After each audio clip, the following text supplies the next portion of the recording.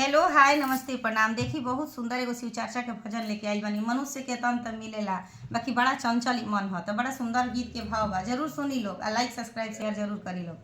कि एक त मनुष्य